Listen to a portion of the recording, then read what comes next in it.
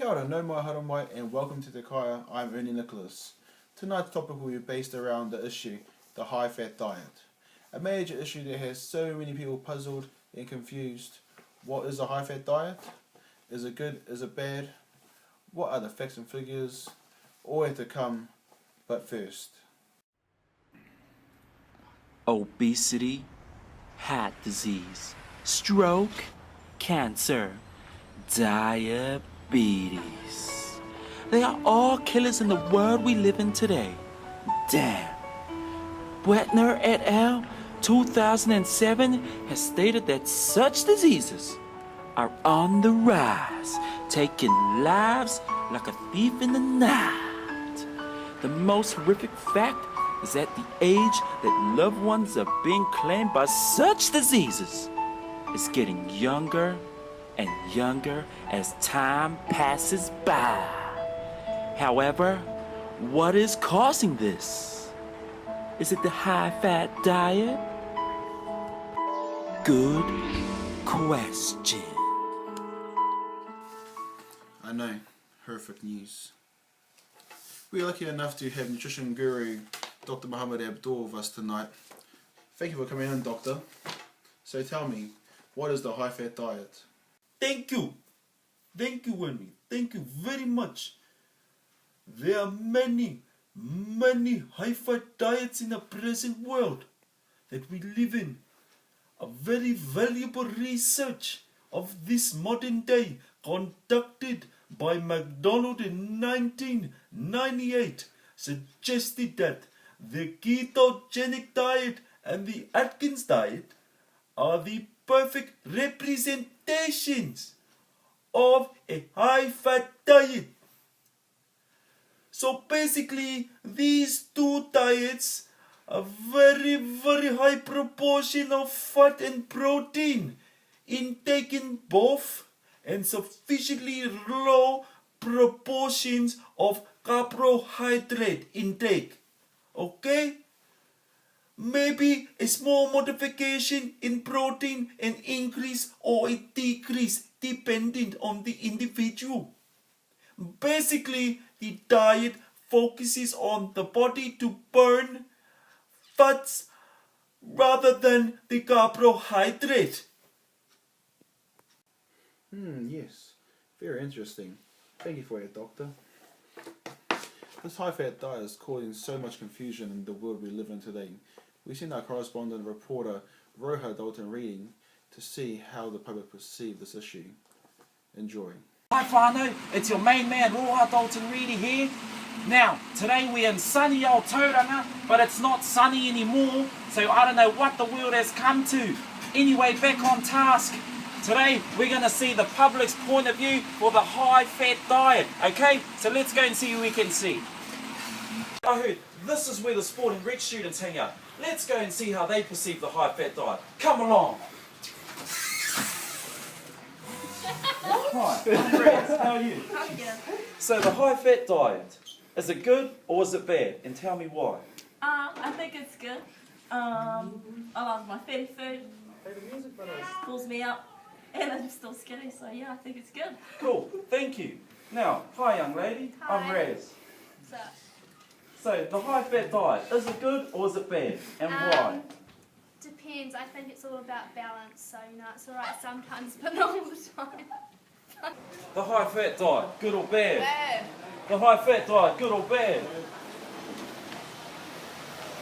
The high-fat diet, sir, good or bad? Good, thank you. So the high-fat diet, good or bad? And why? Bad. Moderation is everything. Variety is the key. So there you have it, finally. Fresh word through the eyes of the public. For and against, which explains the confusion around this point. Thank you, Final. Back to you, Ernie. Wow. Now we take a look at how specialists view the high-fat diet. We have Dr. Sam Robbins on the line. Are you there, Doctor? Yes. Welcome. So tell us about today's topic, the high-fat diet. Okay. Hi, it's Dr. Sam Robbins. Today's topic is about pretty much anybody who follows a low carbohydrate and a high fat diet, you really need to stop doing it, because after a 26-year study, they have concluded that it kills you. Now, if you're not familiar with what a low carbohydrate or a high fat diet is, pretty much if you've heard of the Atkins diet or a ketogenic diet, this is where people have almost no carbohydrate or very, very little carbohydrate, something like 50 grams or less. And then it's a high protein, high fat diet.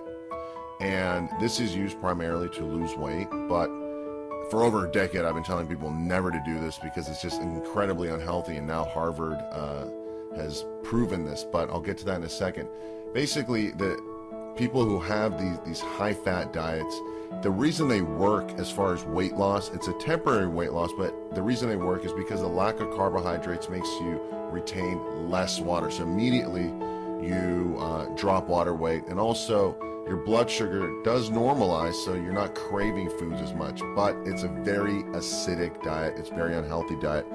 And here's the proof. There's a 26-year study done by Harvard University, and they basically discovered that out of, and this was 120,000 females and 51,000 males. So, close to 200,000 people.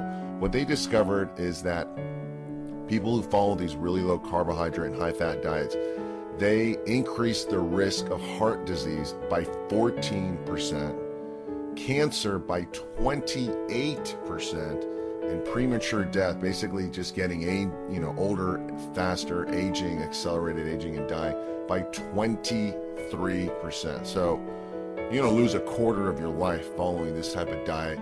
And as far as weight loss, it's never long-term, it's a short-term thing. So my suggestion is, if you're doing this, please, I'm begging you, stop. Now, if you can, just reduce it. I'm not asking you to eliminate it, but following a low carbohydrate diet, such as the Atkins or a ketogenic diet, which is full of high fat, is not healthy, and it'll take off a quarter of your life. So don't do it. And there you have it. Thanks for listening. Stay happy and healthy, and have a fantastic day. That was Dr. Sam Robbins, all the way from the USA. So what are your thoughts there, Dr. Abdul? Yes, Ernie. So, a few things that Dr. Robbins did not announce, did not say in that. Mainly the positives and the negatives, that for and against. From a health point of view, there are positives and negatives of the high-fat diet. The positives of the ketogenic diet is weight loss due to the calorie intake deficiency, insulin resistance, and aiding in health problems. One of the main health problems that ketogenic diet aids in is epilepsy. A recent research study shows that the number of seizures by near half of the epileptic children who took part in the study dropped due to the exposure to the ketogenic diet. That is very high. Then there's the negatives.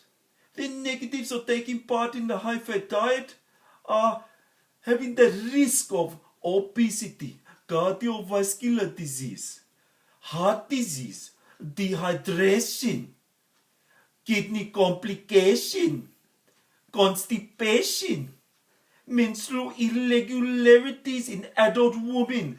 This becomes broad. Pancreas inflammation, monotony, even decrease bone density and vitamin deficiency. So they're broad range again.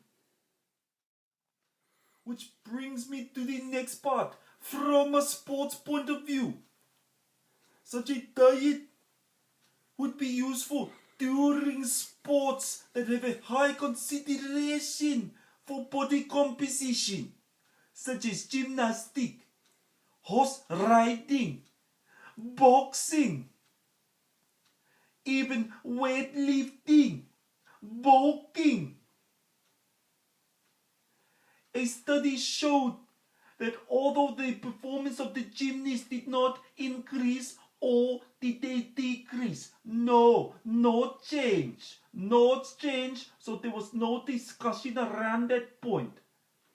However, decreased body fat was evident due to the Atkins diet. Go figure.